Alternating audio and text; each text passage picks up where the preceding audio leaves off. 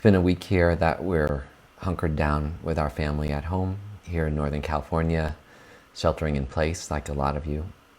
Everybody's working and learning from home, and all our connection with other people is through video like this.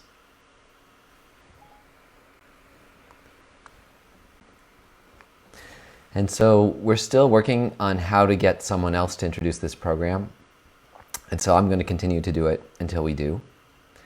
As many of you already know, due to the coronavirus crisis, Seichen Ling has moved their programs to a virtual format for the time being. And we know this is a challenging situation for everybody when these types of teachings and meditations can provide comfort to our community of students and beyond. This video can reach anybody in the world who has an internet connection and some kind of computer or phone. So the center is going to try and do its best to maintain as much of our scheduled programming as possible.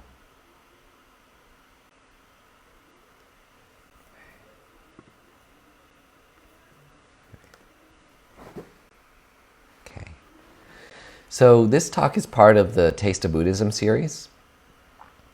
Taste of Buddhism shares the practical experience of Tibetan Buddhist tradition with people who are new to Buddhism, with people who are new to Buddhism. And even for people who don't consider themselves Buddhists at all, but who are curious to learn from this tradition. The series, it's also relevant for practicing Buddhists. Oh, it looks like Siri is answering some of my questions here too. Not you, Siri. So this is also relevant for practicing Buddhists who want to be re-inspired, or who also want to give us some critical feedback on what we're doing. If you're an expert out there, if you've been with this tradition for a long time, then please send your feedback on how we're doing in adapting these teachings to beginners.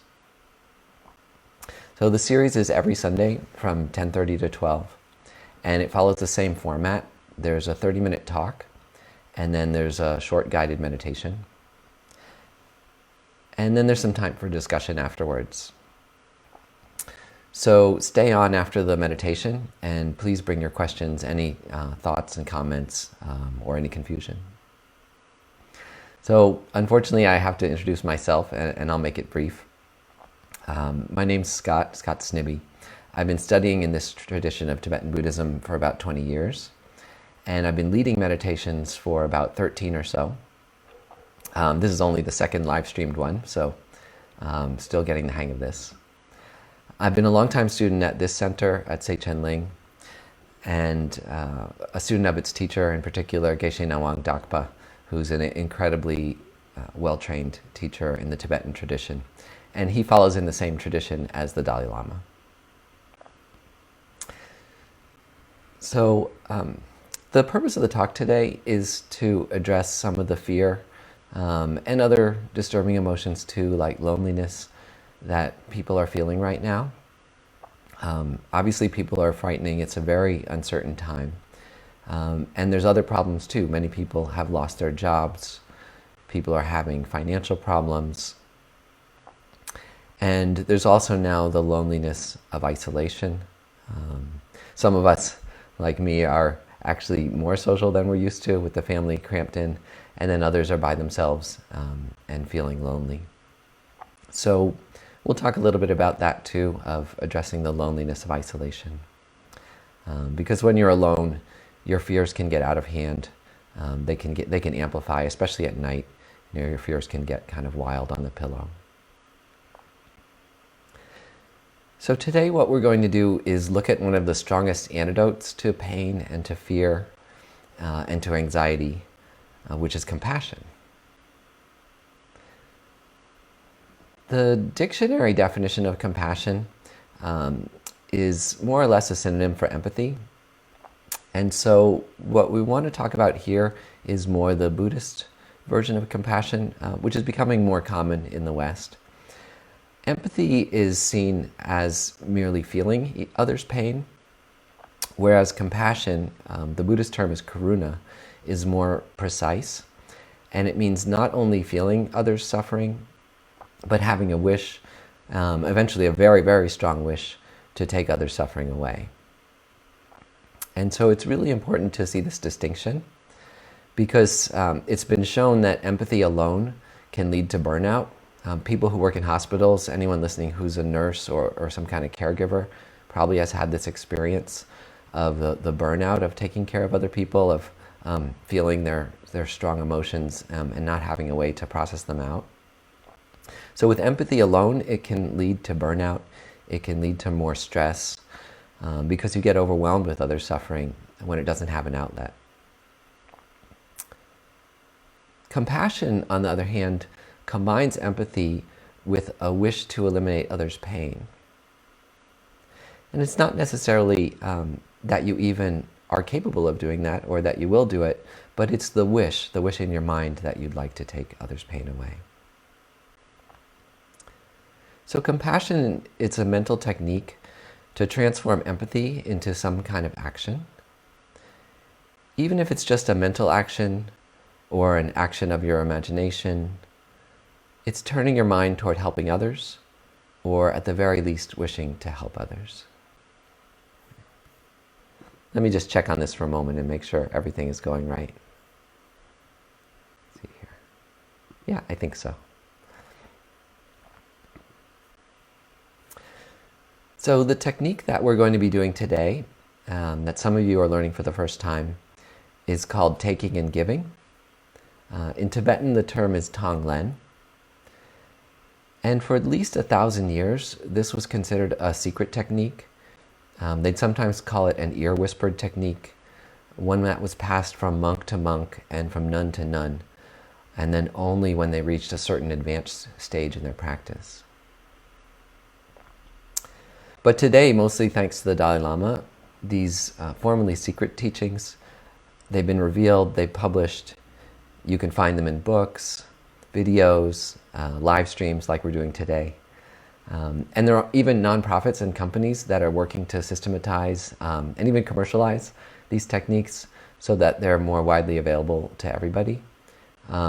It kind of seems an age ago, but about 3 weeks ago, I was at a teaching by the Compassion Institute, which was co-founded by the Dalai Lama's translator, Thubten Jinpa, with some professors from Stanford. And it was a workshop for about 200 people all together in a room, imagine that, at the Kyoto Foundation in Richmond.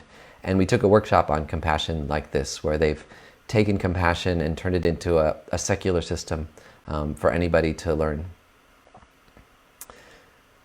So the essence of the technique of taking and giving is to empathetically imagine the fear and the pain and the suffering of others, and then to take a step beyond just feeling it, to sincerely wishing to take it away.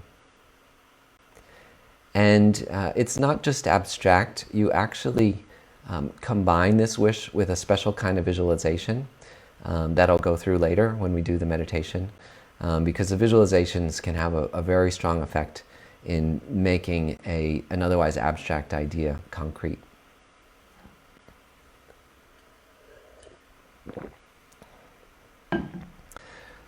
So I myself have used this technique for some time, and I found it quite effective when I was suffering, when I was physically suffering, when I was mentally suffering, when I was financially suffering, or when I was sick, or injured, or had bad luck, bad fortune. Even in work problems, I would use it. It's actually a great technique if you're sitting in front of an angry boss or some huge problem you don't know how to face, or relationships or emotional problems. In general, it's a technique that works on any kind of problem, and it works through expanding the sphere of your heart and your mind beyond just your own concerns. So it may be worth a concrete example here, because the technique actually doesn't have to be done sitting on a cushion. Once you learn it, it can be used out in the world every day. And a good example is actually a story that the Dalai Lama told. And this was a story, I think, from about 10 years ago. And he said that he was having a very severe stomach pain. He was having some really severe health problems a few years ago. And he was so severe, the pain in his stomach, that he had to be taken to the hospital. And so on the way there, he was kind of doubled over in the back of the car. and in great pain. And what he said, he was able to look out the window and see the various poor and the suffering people along the roadside in India, sick people and beggars and homeless people. And what he said was that by thinking about their pain, by realizing how much they suffered, that he was able to use his own pain as a bridge to connect with others. So he said that, in fact, the process genuinely managed to lessen his own physical pain. And that's because the pain, of course, is in the brain itself. The body responds to various nerve stimulations, but then there's a degree to which you can feel and react to pain that can be modulated. And I'm talking this way, not just anecdotally, but there are some scientific studies backing this up, that pain is a psychological phenomenon, that it's the brain telling us that we've been hurt or that we're in danger. And then through various types of meditation, visualization, certain types of positive thinking like this, that it's possible to reduce or even to eliminate the strength of physical pain. And even in a wholly non-religious way, that's adapted by Western doctors for people with chronic pain, with cancer. I had a friend who had cancer who had great luck treating parts of the problems through these kind of visualizations. And so, of course, it can even work a little bit more easily with psychological rather than physical pain. Obviously, physical pain can be hard to eliminate when it's severe. So this use of compassion is seen as one of the greatest antidotes in this tradition, a way of easing or even eliminating our own psychological, physical suffering by becoming aware of other suffering, by feeling closer and by feeling more sympathetic to them. So you're probably curious exactly how this technique works. The way I described the Dalai Lama was a little bit more anecdotal in everyday life. So the way it works through a meditative process is to imagine that you're taking away all the pain and all the suffering of others. And then after that, through that process, you actually do it with a certain type of visualization that, again, we'll talk about in a moment. But then after you imagine taking away all their pain and suffering, then you imagine giving others all of your safety, all of your health, all of your peace of mind. And it might sound a little frightening, actually, but you can rest assured you're not actually doing this. You're not magically giving away everything you have and taking on everyone's problems. This isn't a kind of magical spell that takes away other people's problems. It doesn't actually take away other people's problems. But imagining like this in meditation has a very strong positive effect for you, because it has the effect of opening your heart to others in a productive way that eases your own fear and your own pain, your own stress and your own suffering. So when you get into this state of mind that's more understanding of the pain of others, the paradox is that you actually become far better when you get off of the cushion at remaining calm, at helping others, at staying present, and at doing the best for both the people that are close to you and also strangers that you encounter in daily life. So I actually remember a time that I was feeling some acute psychological pain once. It was actually after a major breakup.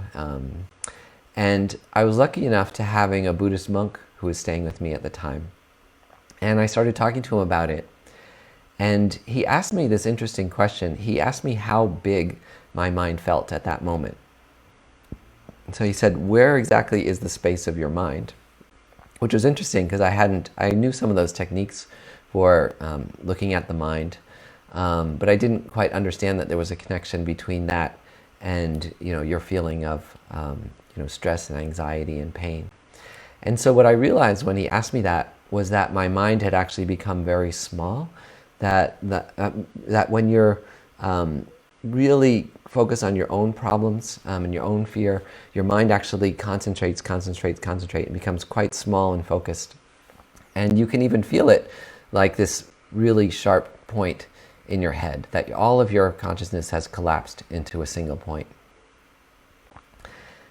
And so I saw how when I was that worried and fearful and anxious, that I was stuck in a loop, thinking about myself, thinking about my own problems, feeling scared and sorry for myself. And what he told me was a great way to start is just to expand my mind, to actually literally expand the space of my mind and bring it out to fill my whole body and then beyond my body, and then just start encompassing him and the people around us, the people in the whole city, and eventually the whole world. And what he said was that the larger that we see our minds, either literally or figuratively, the more at peace we are. And so, like I was saying, you can literally perceive the space of your mind small and tight, like this burning point of painful energy in your skull. Or you can see it as a vast, diffuse field of energy and connection. Hold on a second. With the whole, so like a vast, diffuse field of energy and connection with the whole world and even the greater universe. So I hope that doesn't sound too spacey to people, but it's worth that kind of experiment sometimes if you feel really stressed out and focused just on your own problems, to expand the space of your mind and see how that helps. But then beyond that literal interpretation, the metaphorical way of expanding your mind makes even more sense. Because ruminating solely about yourself, about your own problems and your own fears, however reasonable and justified those fears and the problems are, obviously we're facing really serious fears and problems right now. They're legitimately horrible. But focusing on them solely, and especially exaggerating and ruminating and focusing almost solely on you and yourself and how you're worried about those problems, it doesn't tend to improve your state of mind. So usually your fears and your worries get amplified when you keep focusing on yourself. But expanding your mind to think about others, thinking about the people that love you, the other people in the world who have problems and fears like yours, and people that are suffering far more than you. If you do this with a mind of compassion, rather than just empathy, rather than just feeling others' pain, which we know can actually be overwhelming and even harmful, but with this mind of compassion, expanding your mind in a way that it becomes more peaceful. And so the Dalai Lama says this very eloquently and succinctly. I think you can see it on bumper stickers too, actually. Way of staying calm and happy through very difficult times. And what he says is, he says, by all means be selfish, but be intelligently selfish. If you want to be happy, cherish others. And again, you may have seen that on a bumper sticker. And hopefully it hasn't just become a platitude, because it's a very deep statement. Because of course it's your right to think about yourself and your needs and your happiness. But what is the path to genuine happiness for yourself? And paradoxically, what the Dalai Lama says, and I think what a number of us have discovered by following the same guidance, is that the path to genuine happiness is selflessly thinking of others.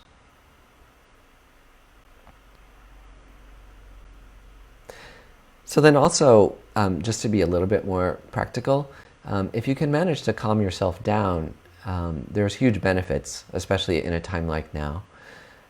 Staying calm in the face of genuine danger, like we have today, helps you with some basic things like absorbing information accurately, making rational, good decisions. It helps you to be available also to effectively soothe and to care for your family, your friends, your co-workers, and strangers, however much you can do that from a distance. And then there's another thing too, because being able to calm your mind and to bring yourself to a point of present awareness, being totally present in where you are and what you're doing right now, without anxiety, without fear. Through this type of compassionate meditation, that may be one way you get there. Other people may have other means too. There are other types of calming, stabilizing meditations. Mindfulness meditation is very popular now. But however you get yourself there, if you're able to calm your mind and to bring yourself to a point of this stability and presence, that it's not only mentally helpful, but it actually promotes your immune system's health. It even prevents communicable disease from arising and accelerating. There's an article in the New York Times all about this. It said, what can I do to boost my health? And it had a list of 10 things, and the very first one was to reduce stress, especially in your own house. If you're in tight quarters with your partner and your family or roommates, to make sure those relationships are healthy and nourishing, to let go of little annoyances during the day, that by getting along with the people immediately around you is actually the number one thing, they said in this article, to keep your immune system healthy. So that was one article. There are lots of articles you can find. I've read a few others too. Of course, what can we do to stay healthy? It's a really short list right now.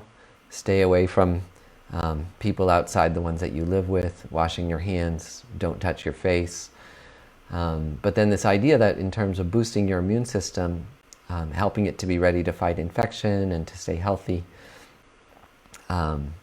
it's not, there's things like goji berries and celery shakes and things like that people are trying, but the biggest one seems to be this reducing stress, feeling the love and the support of others, keeping a calm, and if possible, a positive state of mind, because stress is this great cause and accelerator of disease. Hopefully that doesn't make you more stressed out.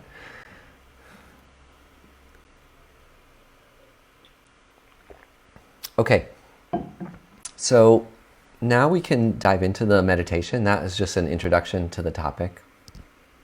I'll get this ready here.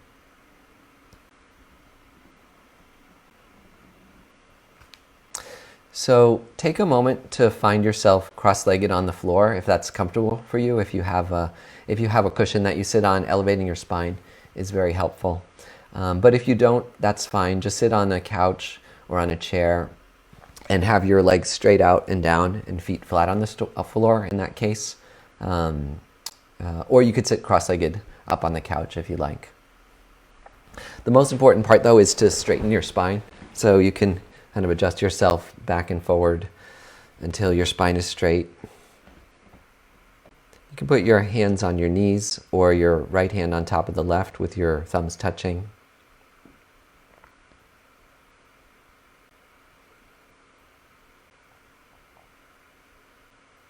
And if you can, relax your body first. You can scrunch up your shoulders and let them go, which helps to relax the tension in your shoulders.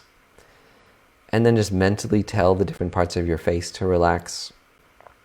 Your brow, your eyes, your ears, around your mouth.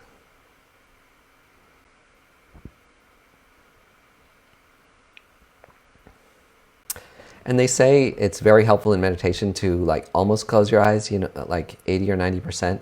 So a little bit of light comes in, which keeps you awake, but then otherwise you're focused inward.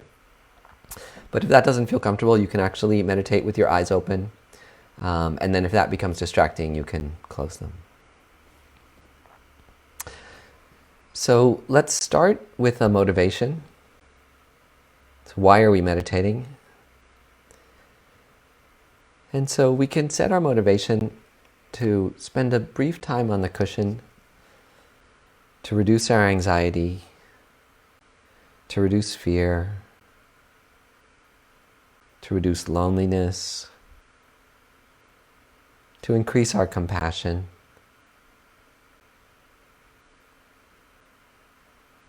to help us make good decisions, so that we can be rational, so that we can remain warm and open and helpful.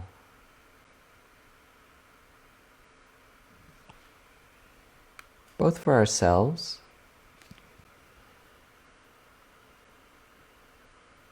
for our own physical and our mental health, but also for those around us.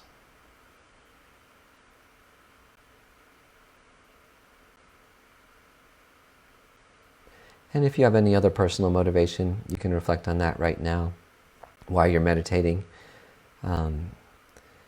Mental or physical pain that you're trying to overcome, or good qualities you're trying to cultivate.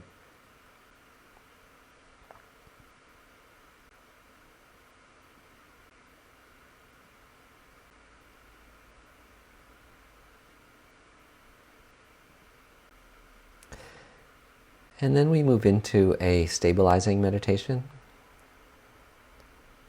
So we'll do this very briefly, just for 1 minute.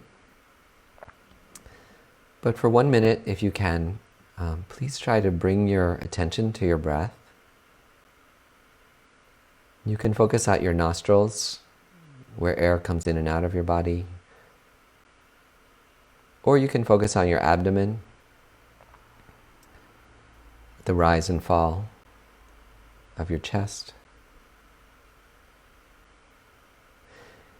And as you try to focus on your breath, you have the in-breath, cool, then there's a pause, and then the out-breath with the warmer, moister air comes out of your body. And as you do that, even for 1 minute, you're likely to encounter distractions, that some pains might arise in your body, or feelings, emotions, or thoughts, plans, memories. And so as they do, just let them gently fade away. That there's no need to pull them close and to examine them. But there's also no need to push them away. That those thoughts, feelings, and the perceptions, and even the little pains in your body, they come and they go, and they'll naturally disappear, or at least lessen, if you don't pull them in to the center stage of your mind. So just for 1 minute, silently, let's all meditate on our breath to stabilize our mind.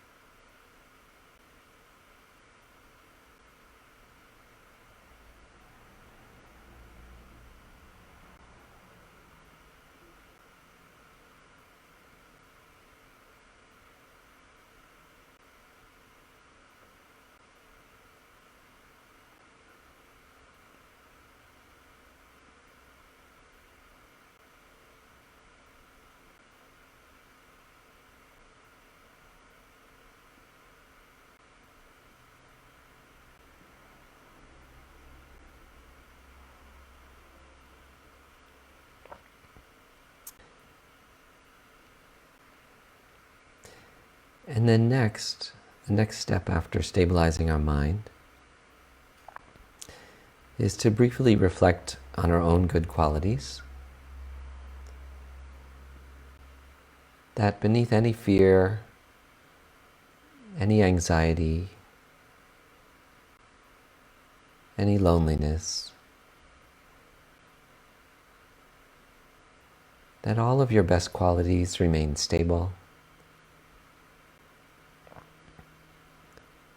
Your capacity to be kind and generous and loving and helpful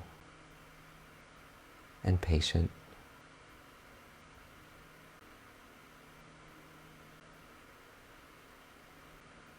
Your capacity for joy and camaraderie, .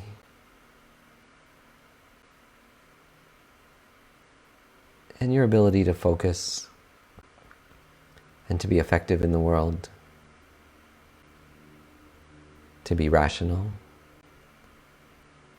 and to be compassionate.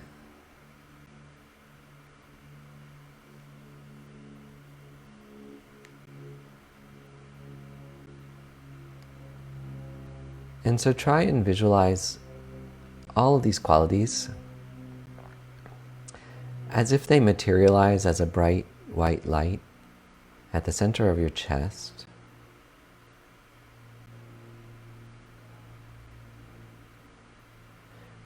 The visualization helps to give these qualities a form and a focus, because our minds are so visual. So bring that light to mind at the center of your chest, all your good qualities. And then imagine expanding that light slightly,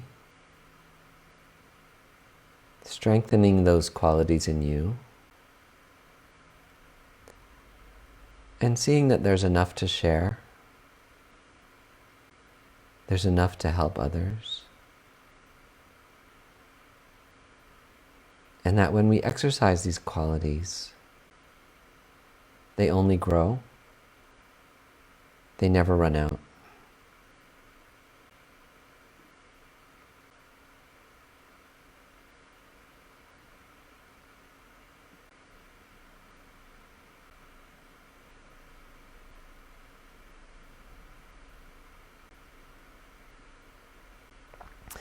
And so now picture everyone close to you. Imagine that you could see them quite clearly in your mind. All in front of you, spread out in front of you. You know, your partner, if you have one, your family, your friends, your colleagues, everyone with whom you have a close, positive relationship.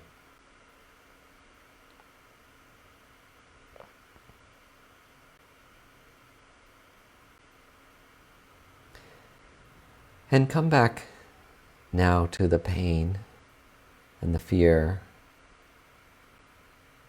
and the anxiety and the loneliness that they're likely feeling.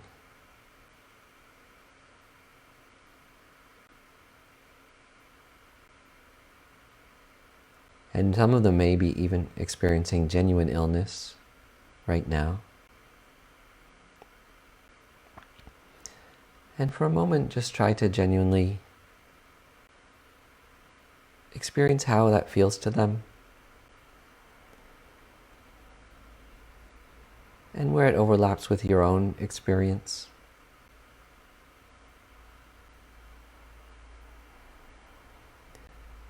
That others are as afraid as I am, and they've probably even shared with you over the phone and video their fears, their concerns.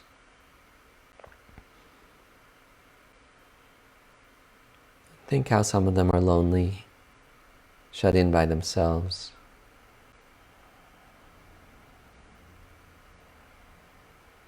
With even greater fears because there's nobody immediately there to hug them, to hold hands and comfort them face to face and eye to eye.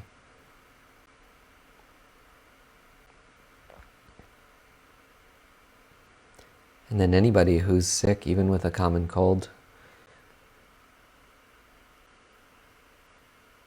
I think anybody who's gotten a little bit sick lately is feeling reasonably terrified because they don't know whether they have the virus. And so if you know anybody who's been sick over the last couple weeks or sick right now, imagine how they're feeling.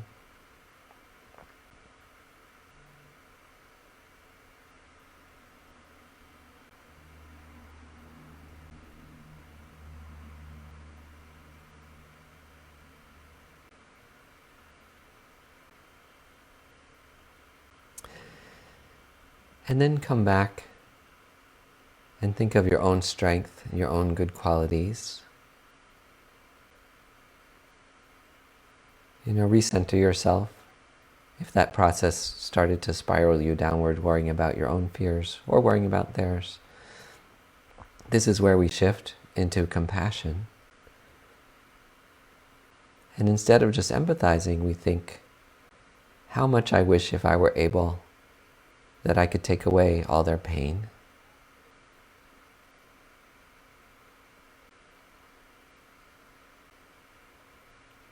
There's only one of me, but there's so many of them.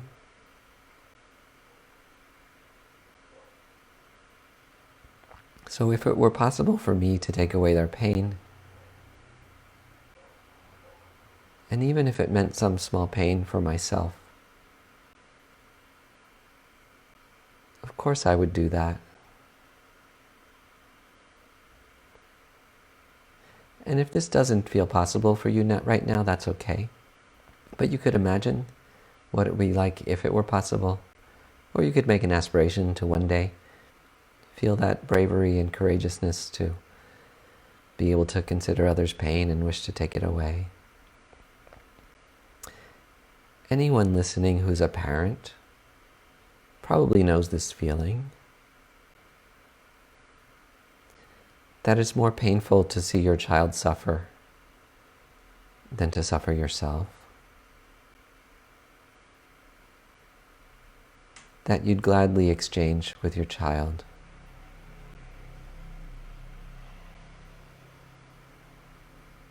I think that's relatively easy to understand.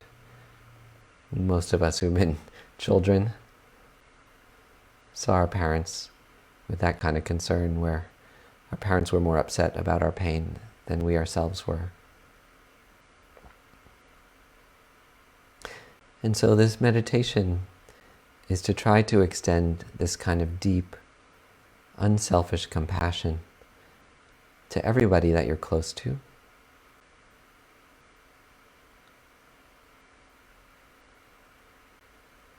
That if I could, I would take away their pain, even if it meant some pain to me.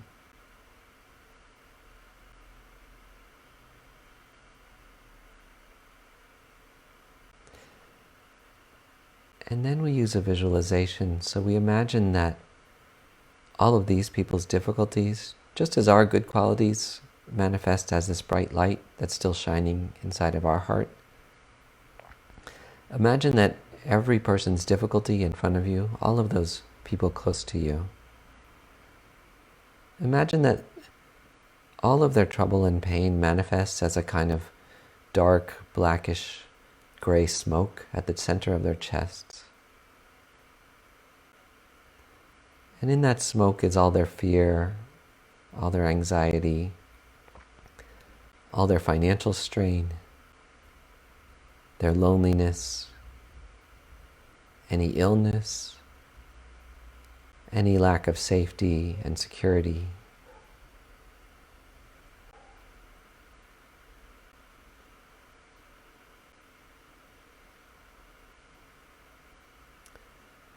And now, as you breathe in on your next breath,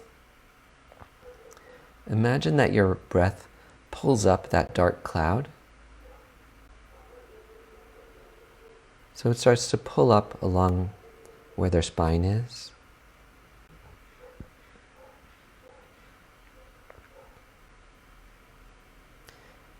And imagine on the next breath, as you breathe in, that smoke comes out in two streams out of their nostrils. All their pain, all their suffering, all their anxiety, all their fear, loneliness, and any genuine danger and genuine illness they face too.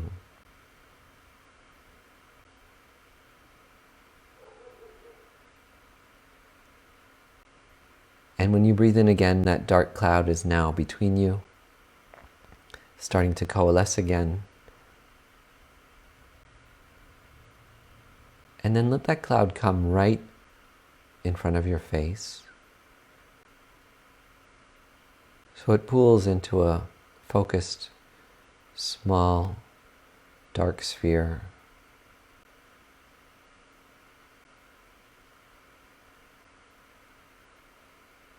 And think again that I would be willing to take away their pain, even if it meant some pain for myself.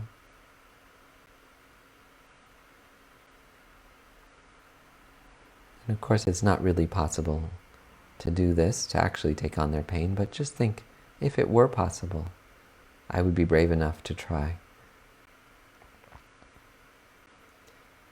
So generate a strong sense of courageousness, of fearlessness. And remember again all of your strength, all of your good qualities. The bright light at the center of your chest. And on your next breath, you breathe in. And you allow that smoke to come in through your nostrils. And then it goes down to the center of your chest. And when that dark smoke meets the bright light of all of your good qualities, all your goodness, there's an enormous explosion. It's like a little supernova. And you imagine that all of your friends and family and colleagues' problems are completely destroyed.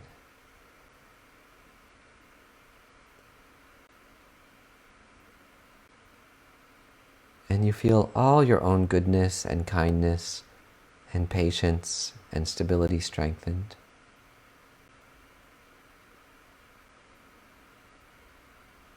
And then you also feel light going out on individual beams to the hearts of all the people in front of you, sending them everything that they need, and giving them fearlessness, giving them calm, giving them compassion. If they're lonely, giving them a sense of always being loved and cared for.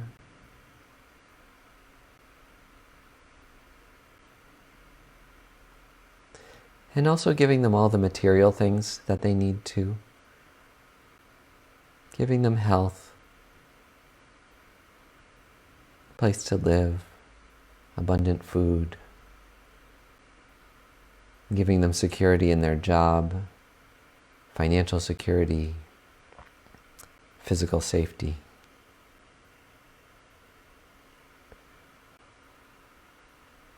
So imagine that that's genuinely happened. Again, this isn't a magic spell. The purpose is to strengthen your own compassion, your ability to help others. But just as if you were watching a movie of what could be possible, imagine that this has actually happened, that all your friends' and family's problems have been removed, that they're safe and healthy, that you've given them all the happiness and joy and material comfort that they need.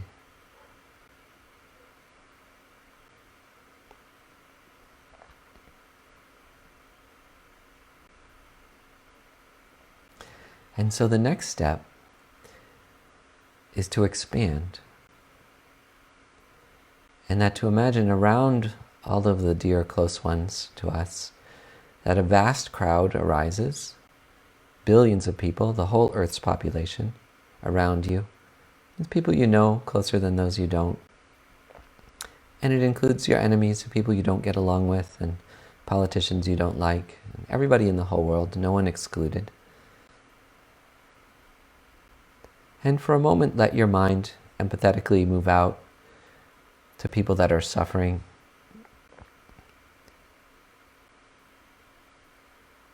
And you can think of people who are afraid and lonely and anxious. But then also move to people who are suffering more. Think of the people who have this virus right now. People in hospital beds, or at home, or homeless, or even in prisons. And think of the real suffering that they're going through now, the difficulty to breathe, the weakness, the fear, the anxiety. And before that becomes overwhelming, add the compassion to your thoughts. genuinely wish to take away all their suffering, that if I possibly could, I'd have the courage to take away their pain and suffering, even if it meant some suffering for myself.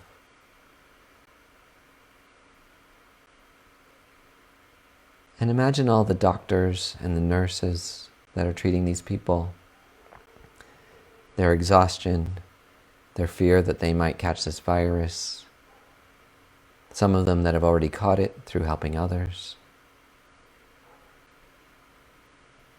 And you can think that, of course, if I could, I would take away their pain, their suffering, their fear, their anxiety, their illness.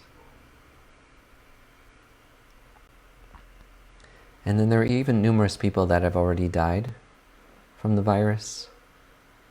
And so think of the sadness of their family and friends and colleagues, the people that treated them unsuccessfully, their sadness, their regret. If I could take away all their suffering, help them to accept the pain and the loss, of course I would.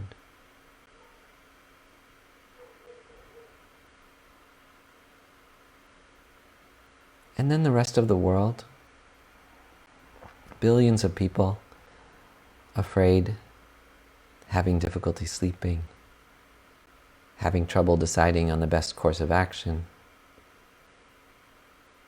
being thrown into financial difficulties, or already in financial difficulties. Some of them already lost their jobs, others afraid they're going to.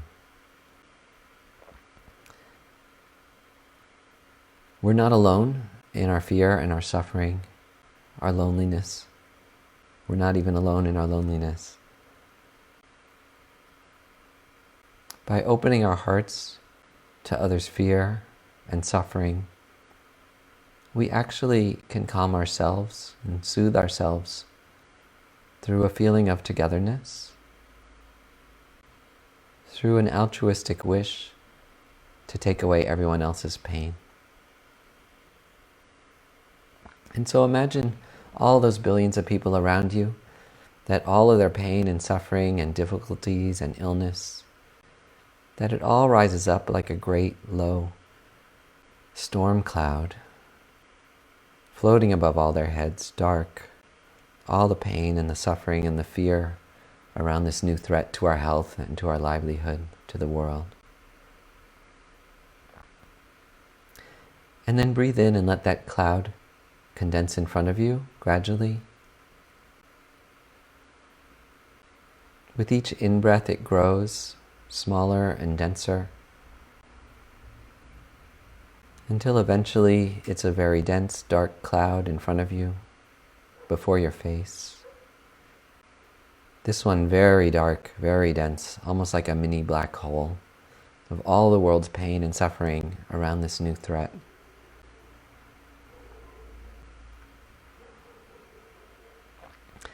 And then summon that courageousness, and remember that you're not actually taking it on, that this is a mental exercise that benefits you more than anyone else. And think, if I could, I'd be willing to take on this pain and suffering if it meant that everyone on earth was free of it. Try to generate that courage. And if you can't, that's okay. And just imagine or wish that one day that you could. But again, in the meditation, there's no danger to yourself. It's a mental exercise to expand your compassion.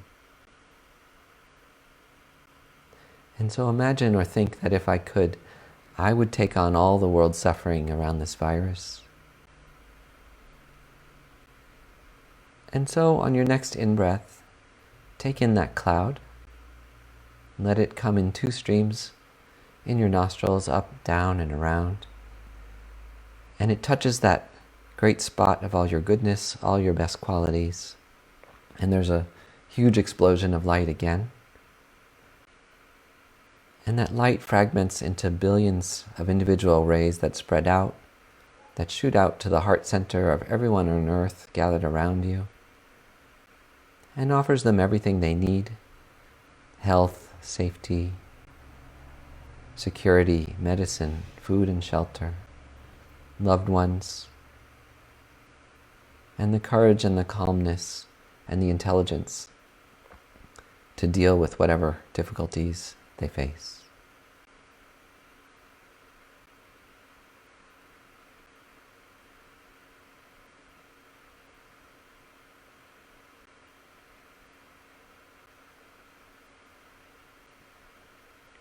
So rest in imagining for a moment that this has happened, that you've taken away all the pain and the suffering all over the world around this virus, that you've given everyone everything they need to pass through it, to live stably and happily and securely. So just silently for half a minute.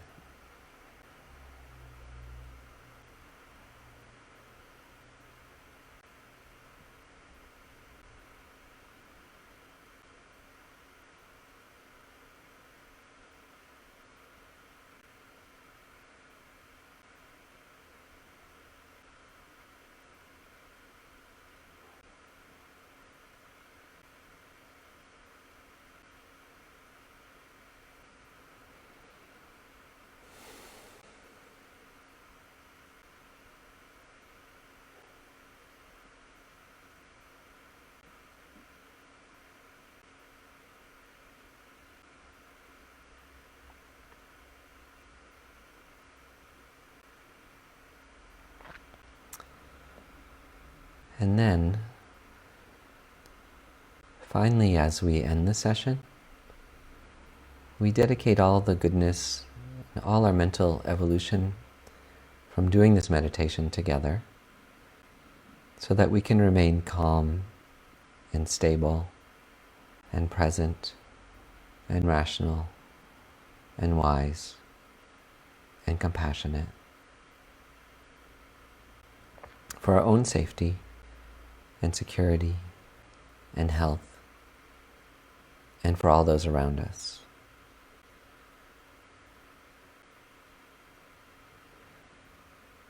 May we be able to help ourselves and others in all the ways that they need and that we need.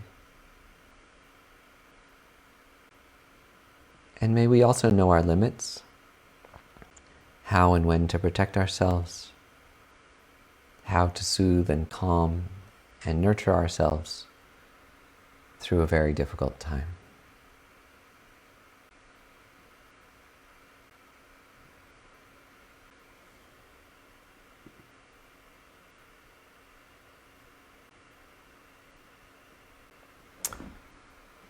You can come out of the meditation, and we now have some time to take comments and questions. So if you have them, put them into the chat thread, or you can also message privately to Sei Chen Ling, and Stephen can pass them on to me.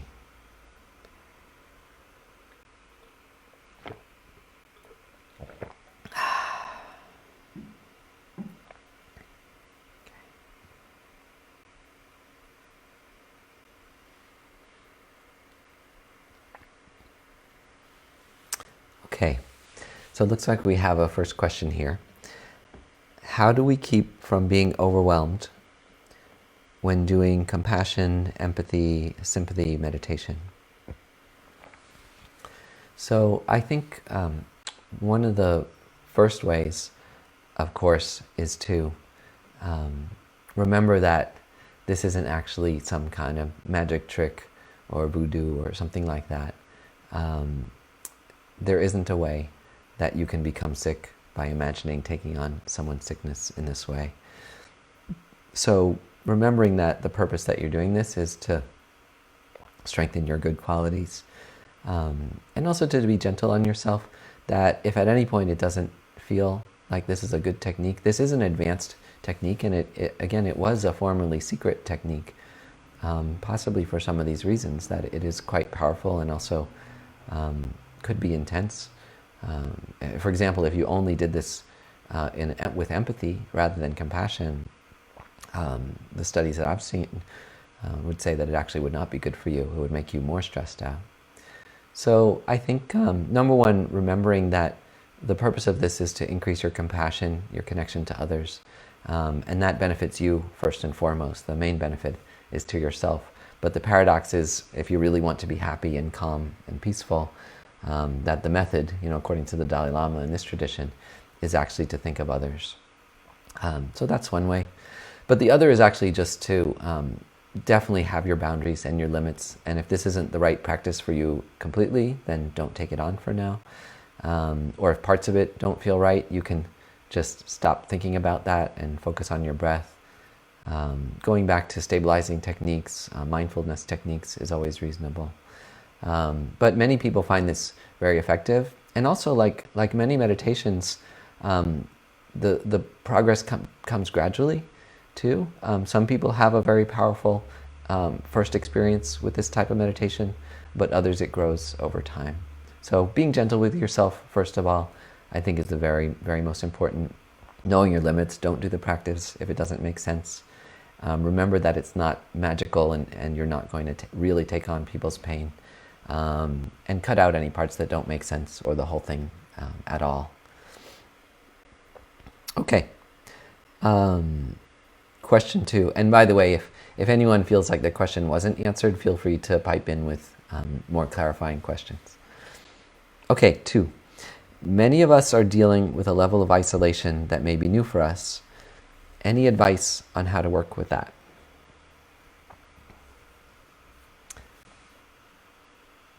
Yeah, something that actually surprised me is that one of my closest teachers, Venerable Rene, lives most of the time in isolation, and he's done 7 years of solitary retreat. And when I've talked to him about that, he's always told me that he never feels lonely. He always feels like his teachers are close to him. And again, that's not necessarily some magical thing that they're like ghosts in the room around him. But that through this big mind, the person who founded our tradition, Lama Yeshe, used to call this big love, or great compassion. I think Mahakaruna is what it's translated from. And through having that kind of big love or great compassion, it means your happiness is very, very stable. There's also a teacher named Shantideva who writes about this, that when you have this big heart of compassion, you're happy when you're alone, you're happy when you're with other people, you're happy with crowds, you're happy one-on-one.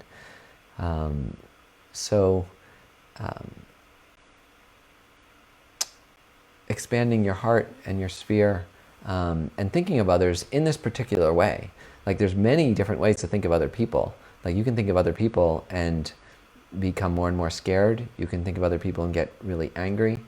And so this is a means to take control of your mind and decide how you're going to think about others, rather than letting your mind just follow its own course and, and in some cases just latching onto whatever comes into your mind and then amplifying it, whether negative or positive. This is a deliberately cultivated technique. So I think in general, though, that's what they say, and I certainly find it works for me. There is a very, very simple technique. We actually talked about this last week too.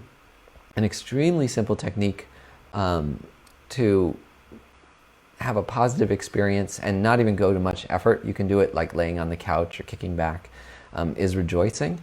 So just to sit down and to think of all the good things that people have done today, that you yourself have done today. If for some reason you can't think of any good ones, go on the internet and go look up a few. But it's quite easy to imagine. Just imagine all the families together at home and the kindness of the parents, giving up so much time, teaching their kids one-on-one, preparing all the meals, making the kids feel safe and happy. All of the doctors and nurses working to help people. So it's sort of a lighter version of this meditation. It's actually the opposite of thinking of others' pain, is thinking of all the greatness, all the goodness that people are doing in the world, and focus only on that. It's okay you need to spend some time during the day catching up on what's going wrong and to keep abreast of it. But at least spend, 5, 10, 15 minutes thinking of everything that's good, everything that happened good. It's a nice thing to do midday or at 5 o'clock, after like the bulk of the day is done. That's a really simple technique. Actually, I think that's a very good technique, both for dealing with isolation and like negative emotions, because it starts to connect you with the goodness of everyone around you. Obviously, there's really practical things too. You can get onto Zoom conferences with people. My daughter has surprisingly been, she's very social, but she's been doing video play dates with a friend like for an hour a day. So I think those practical things too, trying, for those of you who aren't as familiar with the technology, trying Zoom or FaceTime or other ways of doing video and phone calls, it's helped me stay in touch with all my friends as well. Okay, another question 3. Can you talk a bit more about the different dimensions of compassion and empathy?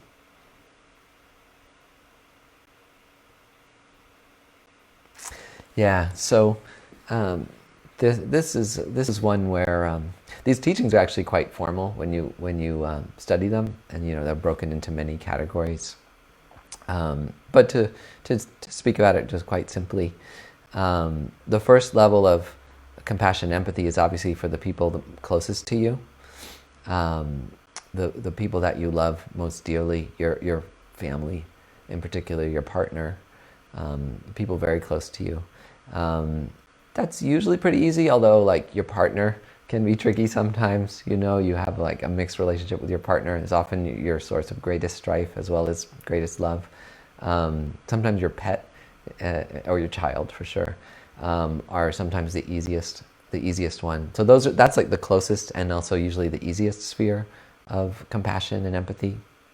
And then everybody close, and then everyone else who benefits you in some way. The people who do nice things for you, your friends, your family, the colleagues that you get along with, your positive acquaintances, people in stores you see from time to time.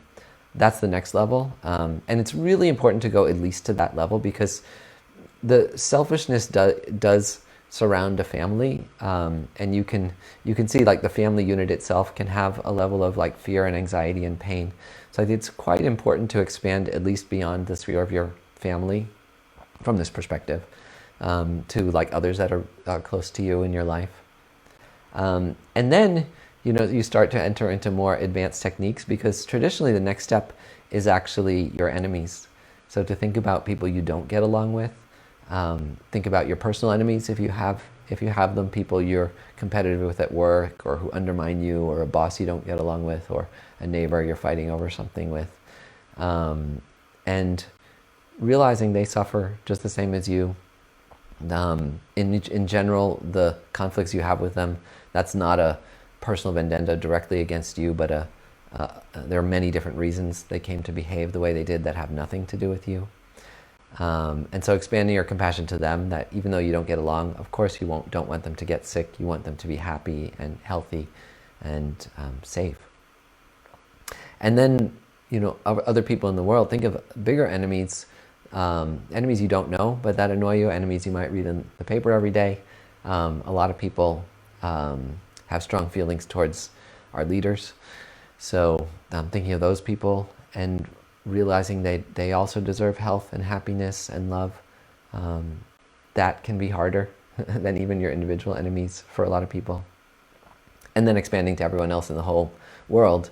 And that can be difficult simply because of your imagination, like trying to, it's hard to conjure billions of people. And actually you need some education too and research to think of, everything that's going on. I read that 30,000 people die of poverty every day. So thinking of those people and the suffering that they go through. Even the suffering of celebrities, people who are always under the spotlight and competitive, often quite competitive, and worried about losing, their fame and their status. Like there's all kinds of suffering in the world that requires a lot of creativity and some research to take on and to imagine. So that's a quick answer to that. That compassion is like a deep subject. You can get like a PhD in compassion from a Tibetan perspective.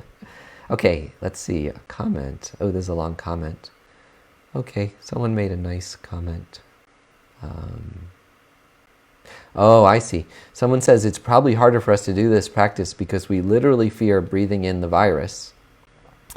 But this presentation was helpful and manageable. Okay, that's good. Generosity and gentle. Yeah, be gentle on yourself. That's nice. They were saying that the presentation, the emphasis on gentleness was really helpful. Okay, so at least for somebody it worked. It is a little, I think it is a little scary and requires some skill to guide yourself through. So I'm glad for at least one person that was helpful. If anyone else has a question, last call, put it in the chat thread or send it to Say Chenling. I'll wait a little bit.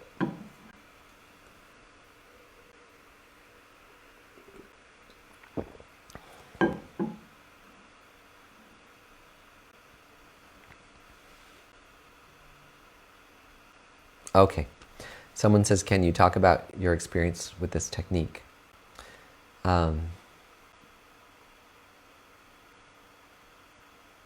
Yeah, well, I did a little bit in the introduction. I would just say I found the technique extremely helpful, especially in moments of real crisis where I really don't know what to do with all my negative emotions and fear and pain. Like, because if you have a habit of doing this practice and then even, getting to teach it, they say like you only learn up to 75% of a topic by studying it, and then by teaching you get the next 25%. So actually leading meditation like this is really helpful for me.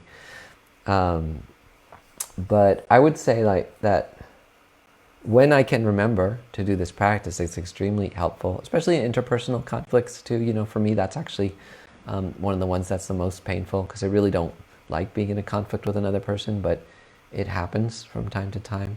So right in that moment, when you're in a conflict with another person, actually to go to that visualization and imagine how they're suffering, like get me out of my own mind and imagine how they're feeling and how much they're suffering in this conflict, and sincerely wishing that to end. And also I'm right there, very concretely able to help it end. And that often really softens my mind and think about them. And, if I'm really in a good state, it will help me to actually say like, hey, what is going on for you right now? Like, how can we work together to soften this, like to soften this and to come closer together. Another way that I really enjoy doing this personally, and they recommend, our teachers recommend, is when you're out in the world, which obviously we're not much anymore. Although if you go out exercising, actually this is a great one for today because you can't actually interact face-to-face with people. So the way it's taught, actually, in the way that I've used it a lot, is if you're on a bus or a subway car, everyone is kind of frozen off in their own world, with these imaginary walls. But imagining when you're on the train or on the bus, again, you're right, like breathing in other people is not the greatest visualization for today. But, imagining that on the subway, breathing in all of their pain. I'm saying this was useful to me before this crisis. Imagine breathing in their pain, taking it on, imagining all the different ways different people on the train suffer, lots of them with financial problems, kids that are hard to raise, single mothers, and all kinds of things. Taking on all their problems and then offering them everything I have. Venerable Rabina gave a great teaching once of a very concrete way. Like, imagine taking your keys, like the keys to your car and your house, and imagine walking by a homeless person and you just hand it to them. And you say, here you go, take my house, take my car. Obviously, don't do this at home, don't really do this. But imagining doing that is very powerful in a lot of different ways. I do that sometimes with homeless people, that technique on the bus. If I were to project that now into daily life, it's actually really sad in a lot of ways, avoiding people right now on the sidewalk, keeping your distance out if you're hiking in the woods and so on. So that imagination, first of all, something concrete of just offering your smile. But then that imagination, using this Tonglen technique when you're out in the world today, if you get outside, keeping your distance from people, but imagining taking on their pain and suffering. Maybe, obviously don't imagine actually breathing in their breath. I think that's quite painful. But imagine breathing in their pain and their suffering and their fear, and destroying that and sending them out happiness and health and safety. Those are some ways the technique has helped me. Well, I think this might be a nice time to end the broadcast. I really enjoyed this. The meditation actually helped me a lot this morning. So I appreciate anybody who's out there who followed along.